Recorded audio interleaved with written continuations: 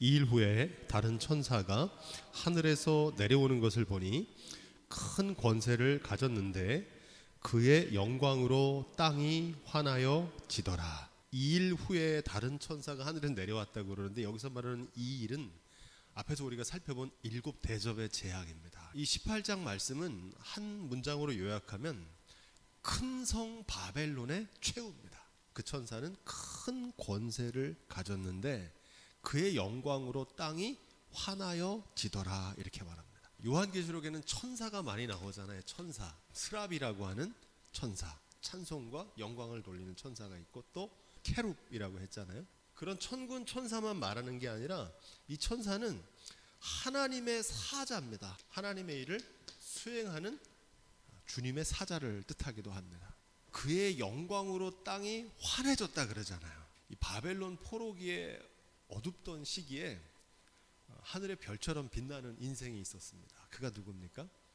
믿음의 사람 다니엘이었죠. 다니엘 12장 3절 말씀 이렇게 기록돼요. 지혜 있는 자는 궁창의 빛과 같이 빛날 것이요 많은 사람을 옳은 대로 돌아오게 한 자는 별과 같이 영원토록 비추리라. 바벨론 포로기 절망의 시대잖아요. 예루살렘 성전이 무너지고 이스라엘 모든 백성들이 바벨론의 포로로 끌려가던 그 시절에도 믿음을 지키고 하나님께서 영광스럽게 하신 다니엘과 같은 사람을 말합니다. 그들도 하나님의 천사, 하나님의 사람이다 이렇게 말할 수 있습니다. 예수님께서 우리를 가리켜서 뭐라고 그랬냐면 너희는 세상의 빛이라 그러셨잖아요. 그리스도인의 정체성은 어둠을 밝히는 빛입니다. 그 사람이 있어서 가정의 어둠이 밝혀지고 그 사람이 있어서 교회의 어둠이 밝혀지고 세상의 어둠이 밝혀지는 하나님의 사자, 빛과 같은 인생들이 다 되시기를 주님의 이름으로 축복드립니다. 2절 말씀, 이 말씀에 나오는 더러운 것이 모이는 곳이라고 말하는데 이 곳이라고 하는 단어가 히브리어 원어를 찾아보면 옥이라는 단어입니다. 감옥이라고도 하고 우리가 잘 아는 표현으로 바꾸면 지옥입니다. 지옥. 큰 성 바벨론의 최후의 모습이 지옥으로 귀결되었다 하는 겁니다.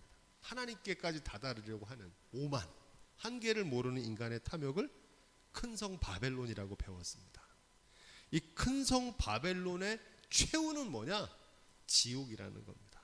이 지옥의 다른 별칭을 우리가 전에도 배웠죠. 무저갱이라고 배웠죠. 무슨 뜻입니까?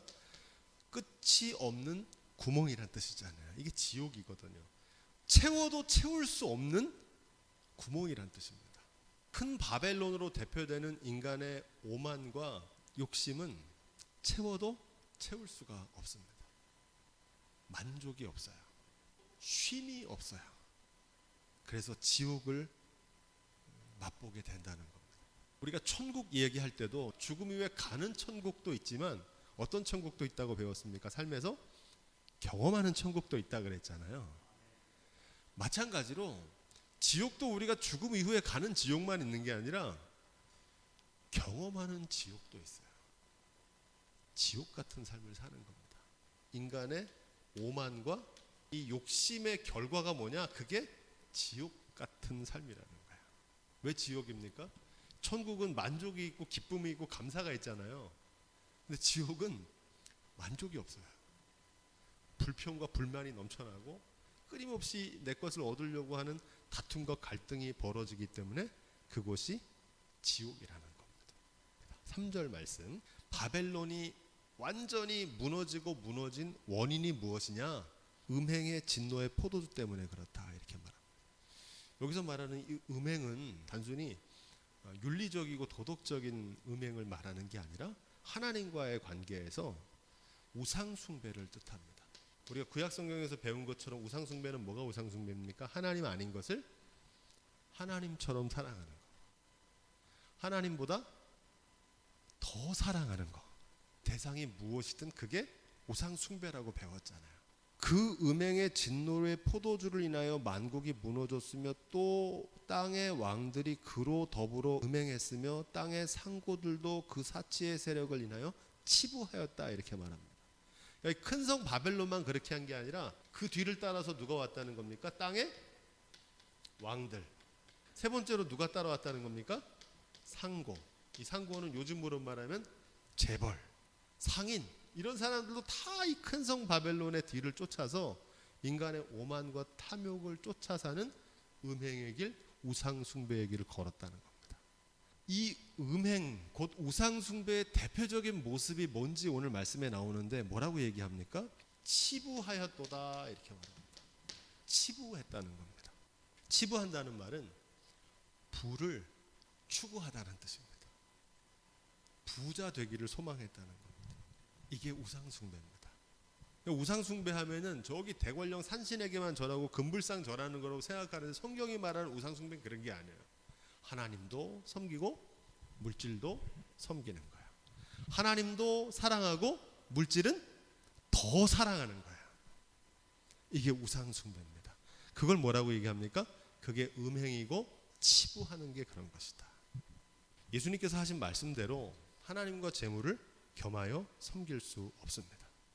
사도 바울은 뭐라고 말하느냐? 탐심은 우상 숭배니라. 탐심은 우상 숭배라는 겁니다.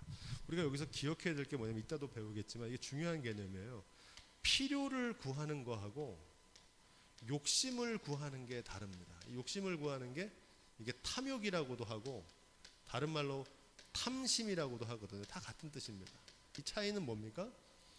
필요를 구하는 건 의식주, 우리의 삶에 반드시 있어야 될 것을 구하는 것을 말합니다. 이건 하나님께 구해야 되는 것이고 하나님은 우리의 필요를 공급해 주시는 분인 줄로 믿습니다. 그런데 욕심은 뭐냐? 필요 이상의 것을 구하는 게 욕심입니다. 여기서 치부한다는 건 무슨 뜻이냐? 필요를 구하는 게 아니에요. 필요한 것 이상의 것을 구하는 거예요. 그것이 치부입니다. 이 치부는 음행이고 우상 숭배입니다. 디모데전서 6장 10절에 사도 바울은 디모데에게 이렇게 권면합니다. 돈을 사랑함이 일만 악의 뿌리라 이렇게 말합니다. 돈은 사랑할 대상이 아닙니다. 귀한 거예요. 돈이 가치 없다는 게 아닙니다. 돈은 반드시 필요한 거예요. 그런데 돈은 사랑할 대상이 아니라 잘 사용해야 될 대상인 줄로 믿습니다. 돈을 사랑할 게 아니라 물질의 주관자신 하나님을 사랑하고 그 물질을 잘 사용하며 살아갈 수 있는 지혜가 있기를 주님의 이름으로 부탁드립니다. 그 얘기를 하는 거예요. 부하려 하는 자들은 오늘 말씀으로 얘기하면 치부하는 자들입니다. 시험과 올무와 여러 가지 어리석고 해로운 욕심에 떨어지나니 곧 사람으로 파멸과 멸망에 빠지게 하는 것이라. 모든 유혹은 매력적입니다. 매력적인 게 유혹이 돼요. 이 명예와 권력도 매력적이거든요. 그래서 사람들이 그걸 막 추구하는 겁니다. 돈도요 굉장히 위력이 있고 매력적입니다. 그러니까 사람들이 그걸 막 추구하는 거예요. 하지만 그것이 다 매력적이지만 우리가 섬겨야 될 대상은 아닌 줄로 믿습니다. 물질이 아니라 물질의 주관자신 하나님을 섬기며 사는 믿음이 있기를 주님의 이름으로 축복드립니다. 그 얘기를 하는 거예요. 그래서 그거를 쫓아 살던 이들이 어떻게 된다는 겁니까? 오늘 그 최후가 뭐라는 거예요? 그 끝은, 욕심의 끝은 지옥이라는 겁니다. 바라기는 저와 여러분들이 지옥이 아니라 우리의 필요를 채우시는 주님 안에서 천국을 누리며 사시기를 주님의 이름으로 축복드립니다. 4절로 5절 내 백성아 거기서 나와 그 죄에 참여하지 말고 그의 받을 재앙들을 받지 말라 이렇게 말합니다. 제가 자주 말씀드리지만 삶에는 두 가지 방식이 있습니다. 하나는 이 큰 성 왕들 상고들이 살아가는 것처럼 욕심에 이끌려서 죄를 낳고 죄가 장성한 즉 사망에 이르는 멸망에 이르는 거죠. 오늘 말씀으로 얘기하면 그 끝이 뭡니까? 지옥이죠. 지옥. 영벌에 이르는 거죠. 또 다른 삶의 방식은 뭡니까? 죄가 아니라 이 죄의 반대를 뭐라고 그랬습니까? 의죠. 의를 쫓아 사는 거야. 이 의는 뭐가 의입니까? 하나님의 말씀대로 쫓아 사는 게 의고 그 의의 결과는 생명, 삶, 구원, 영생, 천국 이렇게 됩니다. 그래서 오늘 말씀은 무슨 얘기냐면 여기서부터 나오라는 거예요. 새로운 삶의 길로 나오라는 겁니다. 내 백성아 거기서 나와 그 죄에 참여하지 마라. 그들이 쫓아가는 삶의 방식이 죄다. 그렇게 살지 말고 너희는 의를 쫓아서 살아가라는 겁니다. 여기서 이렇게 바꾸는 거를 뭐라고 그랬습니까? 그게 회개입니다. 그래서 예수님께서 뭐라고 말씀하셨어요? 회개하라, 천국이 가까이 왔다. 정말 중요한 복음이에요. 삶의 방식을 바꾸라는 겁니다. 내 백성아 그러잖아요. 내 백성은 누가 내 백성입니까? 하나님의 백성이잖아요. 하나님의 백성. 이 하나님의 백성은 천국의 백성입니다. 그렇죠? 천국의 백성. 하늘에 속한 자. 이 사람이 천국 백성입니다. 죽음 이후에만 천국 가는 게 아니라 그리스도인은 이 땅에 살지만 소속이 어디예요? 천국인 거예요. 하나님 말씀대로 사는 겁니다. 그 사람이 그리스도인이에요. 하늘에 속한 자와 반대되는 거 우리가 뭐라고 배웠습니까? 땅에 속한 자. 그들이 바로 큰 성 바벨론 왕과 상고를 쫓아 사는 인생을 말합니다. 누가복음에서 뭐라고 배웠냐면 하나님의 자녀, 이와 반대되는 게 뭐라고 그랬습니까? 탐욕의 노예로 사는 삶이 있습니다. 자녀냐 노예냐. 누가 하나님의 자녀라고 배웠습니까? 하나님 말씀대로 사는 사람이 하나님 자녀고 하나님 말씀대로 사는 사람이 천국 백성인 거예요. 나더러 주여 주여 하는 자마다 다 천국에 들어갈 것이 아니고 아버지의 뜻대로 행하는 자, 그가 말씀대로 행하는 자입니다. 그 사람이 하나님의 자녀예요. 하나님의 심판대 앞에서 세 가지 물으신다고 그랬잖아요. 리고렌 목사님 통해서 말씀드렸죠. 첫 번째 못 물으신다고 그랬습니까? 네가 이 땅에 사는 동안 어떤 존재로 살았느냐, 하나님의 자녀로 살았는지 탐욕의 노예로 살았는지. 이걸 어떻게 할 수 있습니까? 무엇에 이끌려 살아왔냐는 겁니다. 욕심에 이끌려서 죄 가운데 사망에 이르는 삶의 방식이었는지, 말씀을 쫓아서 의를 이루며 생명에 이르는 삶의 방식이었는지, 이것을 심판하시는 거예요. 지금 그 심판으로 인해서 바벨론이 지옥에 떨어지게 된다는 말씀을 증거하고 있는 겁니다. 내 백성아 그들을 쫓아가지 말라 이렇게 말합니다. 죄를 주도하는 큰 성 바벨론만 벌을 받는 게 아니에요.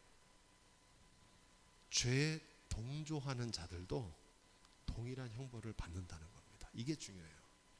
6절 말씀. 그가 준 그대로 그에게 준다는 말은 콩 심은 데 콩 나고 팥 심은 데 팥 난다는 말과 같은 뜻입니다.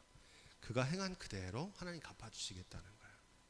갈라디아서 6장 7절로 9절은 이렇게 말씀합니다. 스스로 속이지 말라. 하나님은 만홀히 여김을 받지 아니하시나니 사람이 무엇으로 심든지 그대로 거두리라. 자기 육체를 위하여 심는 자는 육체로부터 썩어질 것을 거두고 성령을 위하여 심는 자는 성령으로부터 영생을 거두리라. 심은 대로 거두고 행한 대로 보응하십니다. 세상의 것을 열심히 심었는데 영생 얻을 수 있습니까? 없습니까? 없다는 얘기입니다. 하늘의 것을 심으며 살면 반드시 영생을 얻게 될 줄로 믿습니다. 하나님 정확하게 그렇게 하시겠다는 거예요. 그런데 그 행위대로 그냥 갚아주시는 게 아니라 갑절을 갚아주겠다고 그러고 그의 섞인 잔에 갑절이나 섞어 그에게 주겠다 이렇게 말씀하십니다. 이 큰 성 바벨론은 우두머리입니다. 우두머리. 이 우두머리를 요즘으로 바꿔 말하면 뭡니까? 리더, 지도자. 이 지도자이기 때문에 더블로 하나님께서 그를 징계하시겠다는 겁니다. 리더와 지도자는 권한이 많기 때문에 그 권한에 따른 큰 책무를 감당해야 됩니다. 그래서 이 말을 바꿔 말하면 지도자의 죄가 더 큽니다. 야고보 3장 1절에 내 형제들아 너희는 선생된 우리가 더 큰 심판을 받을 줄 알고 많이 선생되지 마라 이렇게 권면합니다. 지도자가 되면은 그만큼 거기에 따른 무거운 책임을 져야 돼요. 많은 생명이 달려있기 때문에 그렇습니다. 로마서 2장 17절로 24절은 지도자의 책무에 대해서 얘기하면서 기록된 바와 같이 하나님의 이름이 너희로 인하여 이방인 중에 보독을 받는도다 이렇게 말합니다. 바라기는 저와 여러분들이 주님께서 맡기신 그 직분을 무겁게 잘 감당할 수 있기를 주님의 이름으로 부탁드립니다. 자, 7절 말씀. 큰 성 바벨론의 죄는 하나님을 영화롭게 해야 되는데 자기를 영화롭게 하는 겁니다. 이걸 뭐라고 그럽니까? 자기 과시라고 그러고 더 쉬운 말로 하면 자기 자랑입니다. 우리가 지난 주일날 이런 죄를 범한 사람 봤죠? 누굽니까? 다윗이잖아요.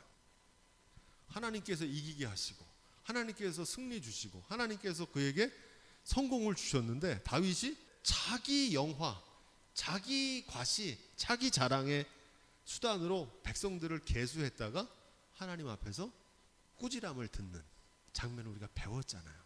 하나님이 주신 은혜와 하나님이 주신 영광을 하나님께 돌려드려야 되는데 자기를 영화롭게 하는 거예요.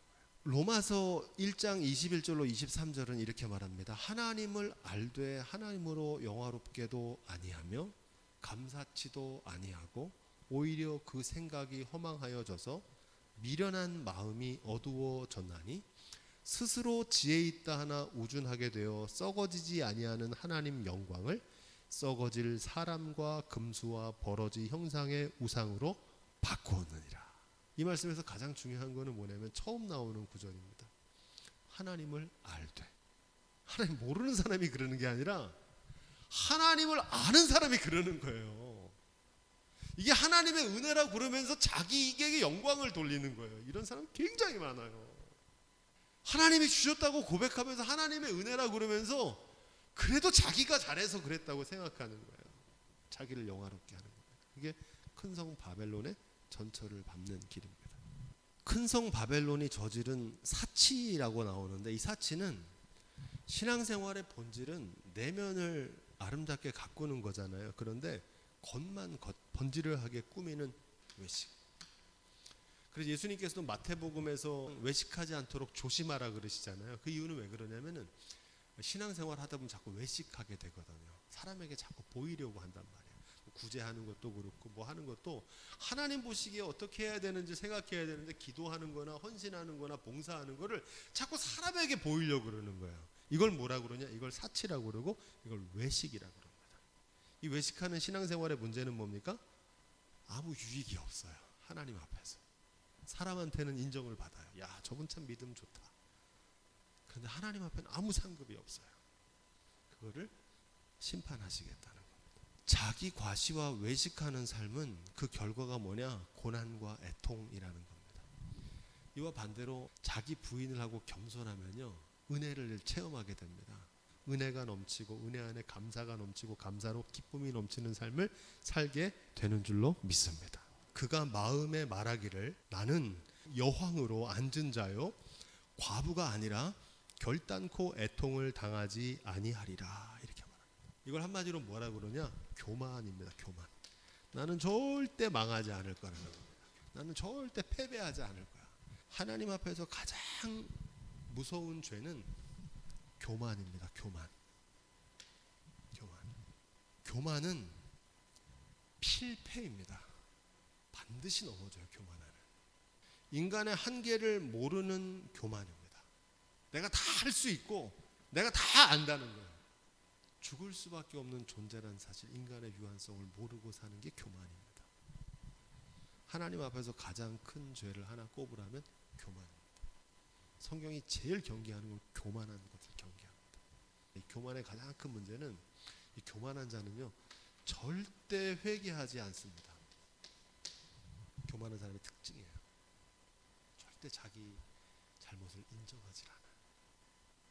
그래서 교만은 반드시 망하는 겁니다. 살 길이 없어요. 이게 제일 중요해요. 지금 바벨론, 큰 성 바벨론 한마디로 말하면 교만한 겁니다. 하나님 앞에서 교만한 거예요. 그거 심판하시겠다. 8절 말씀, 큰 지진이 나가지고 수만 명이 사상자가 나는 안타까운 일이 벌어졌는데 하루아침에 벌어진 일이잖아요.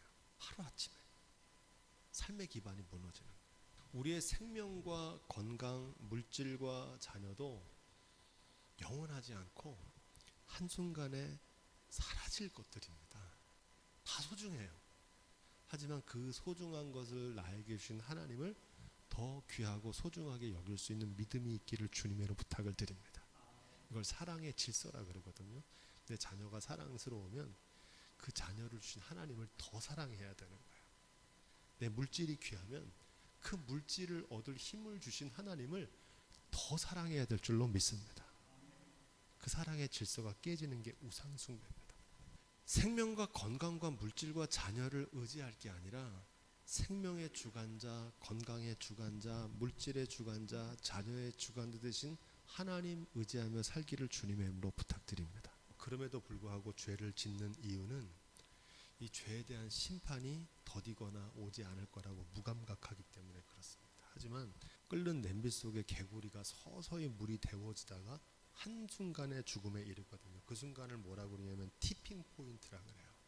어떤 현상이 계속 서서히 진행되다가 그래서 아무 일 없는 것처럼 무감각하게 살다가 한순간에 폭발하는 겁니다.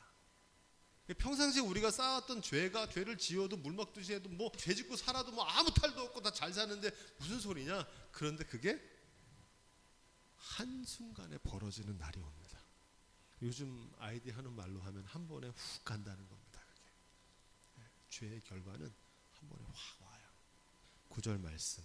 큰 성 바벨론이 하나님 앞에 심판받는 모습을 보면서 그와 함께 음행하고 사치하던 땅의 왕들이 그 불붙는 연기, 불타는 모습을 보고 울면서 가슴을 치는 겁니다.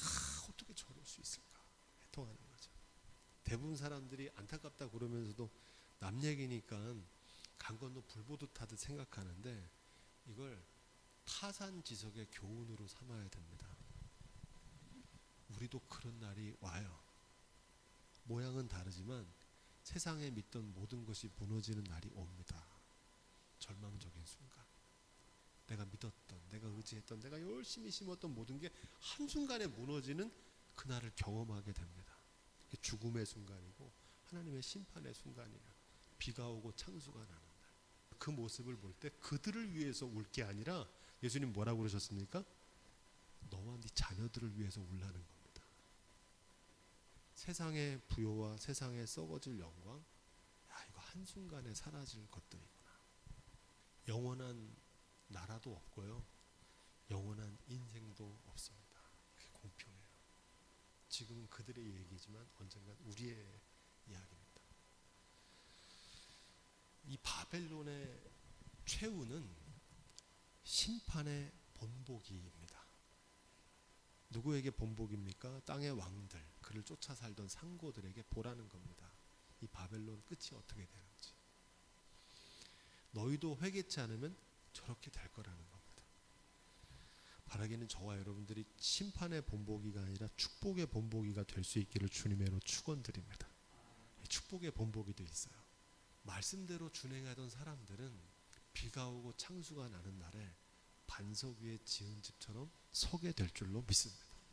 세상에 믿던 모든 것이 다 무너지는 절망의 날 하나님께서 그들을 구원해내세요. 아브라함, 다윗, 다니엘 이런 사람들은요 모두 축복의 본보기입니다. 하나님을 경외하며 그 말씀대로 준행하는 자들을 하나님께서 그들을 마침내 축복하신다는 그 축복의 본보기로 그들을 세우신 줄로 믿습니다. 지금도 그런 본보기를 세우기를 원하세요. 마지막 10절 말씀. 그 고난을 무서워하여 멀리 서서 가로되 화이또다 화이또다 큰 성 바벨론이여 일시간에 내 심판이 이르렀다 하리로다. 아멘.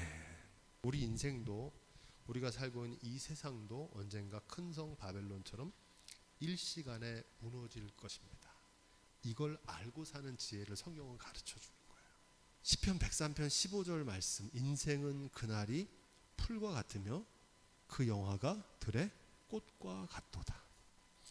그것은 바람이 지나면 없어지나니 그곳이 다시 알지 못하거니와. 여호와의 인자하심은 자기를 경외하는 자에게 영원부터 영원까지 이르며 그 의는 자손의 자손에게 미치리니 곧 그 언약을 지키고 그 법도를 기억하며 행하는 자에게로다. 아멘. 기가 막혀요. 인생은 그날이 꽃과 같고 풀과 같은데 영원한 것이 있다는 거예요. 하나님의 언약을 지키고 그 법도를 지키며 준행하며 사는 사람들은 하나님의 인자하심이 영원할 거라는 겁니다. 우리의 인생, 우리의 세상이 무너질 거라는 말을 지금은 아무리 많이 해도 사람들이 잘 동의를 안 합니다. 여전히 천년만년 살 거라고 내심 생각하는 경우가 있어요. 지금은 모르지만 세상에 믿던 모든 것이 무너지는 그날에는 진짜 알게 됩니다. 우리 죽음의 순간이죠. 그날은 알게 돼요. 이게 내게 아니고 내게 아니었구나. 땅도 내게 아니었고 물길도 내게 아니었고 건강도 내게 아닌 생명 내게 아니었구나라는 걸 그때 알게 돼요. 하지만 그날 알면 너무 늦습니다. 때 늦은 후에요. 모든 것을 다 잃어버린 후에 깨달으면 너무 늦습니다. 아직 기회가 있을 때 빨리 회개하는 지혜가 있기를 주님으로 부탁을 드립니다. 요한계시록은 큰 성 바벨론의 멸망을 통해서 이 지혜를 촉구하고 있습니다.